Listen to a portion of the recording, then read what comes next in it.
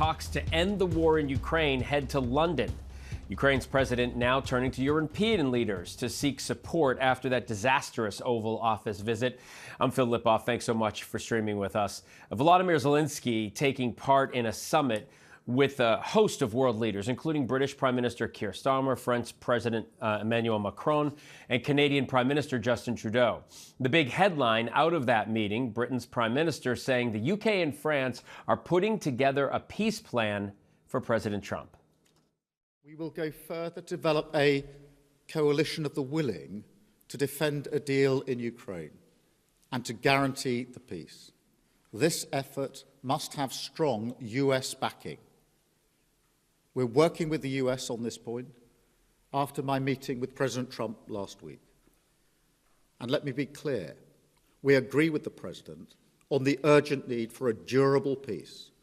Now we need to deliver together. All right, so let's bring in ABC News foreign correspondent Tom Soufi-Burridge in London and ABC's Alex Perche in D.C. for us. Tom, I want to start with you. Several European leaders are stressing to Zelenskyy the importance of repairing this damaged relationship with the U.S. and the U.S. president. What do you think was achieved from this summit? I think there was a lot of unity. I mean, I think the first thing to say, Phil, is that this was a key summit on Ukraine. Canada, all of the major European powers, Germany, Italy, France, the UK, all there, and the US not present. I mean, that is remarkable in itself. But look, you know, in a way, Donald Trump is achieving some of his goals not even being in a summit like this because, you know, they're all talking about upping their defense spending. But at the same time, you know, there's a real message of unity going around Ukraine after that absolutely blistering bust-up at the White House between Trump and Zelenskyy. I think what was not achieved, and I think, you know, we got this from Mark Rutte, the Secretary General of NATO. I asked him this question, whether or not the US has or is going to commit to being part of those security guarantees, which are the crux of everything for Europe and Ukraine if there's going to be a peace deal, to avoid, you know, the idea that Russia could simply re-attack Ukraine in the future. And Rutte said the conversation on that is still ongoing, and other leaders also alluded to that. So it seems that the Europeans are trying to make progress. They're trying to put a plan B on the table. The big question is whether Donald Trump is willing to buy into what they propose and what militarily, not boots on the ground, but, you know, intelligence, logistics, possibly more air defense. That's what the Europeans and the Ukrainians are pushing for in the future. Yeah, and at the end of the day, that's really going to be it, what Donald Trump is prepared to do here. Alex, the UK and France taking on this larger role in peace talks. How does that change the dynamic with President Trump, as we're hearing from, you know, the Secretary of State Marco Rubio and others in the Senate that he is the only man on the planet, we've heard, that can make this deal happen?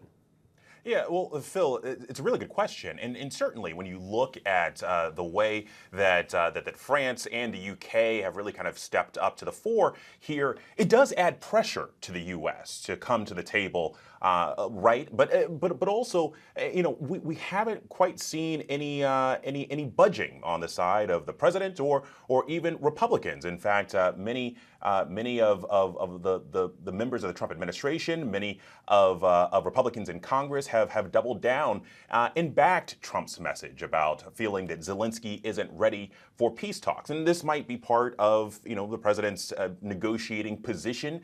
You know, it seems that he's tried to levy that out, but you know, it doesn't quite seem that you know, this added pressure on the global stage has moved the needle here yet. Tom, Zelenskyy is also meeting with King Charles separately. The king also invited President Trump to an upcoming state dinner. What role is royalty playing in all of this? Yeah, a bit of royal dust, you know, magic dust into the equation, Phil. We just had confirmation, actually, that meeting is or has just taken place between King Charles and the Ukrainian President Zelenskyy at Sandringham, just north of London, a fair distance north of London. Look, I mean, I think it matters. I mean, this is soft power at work, isn't it? It's the UK, you know, after really praising Trump, Starmer did at the White House, giving him that letter for an unprecedented second state visit. You know, we know that works on Donald Trump.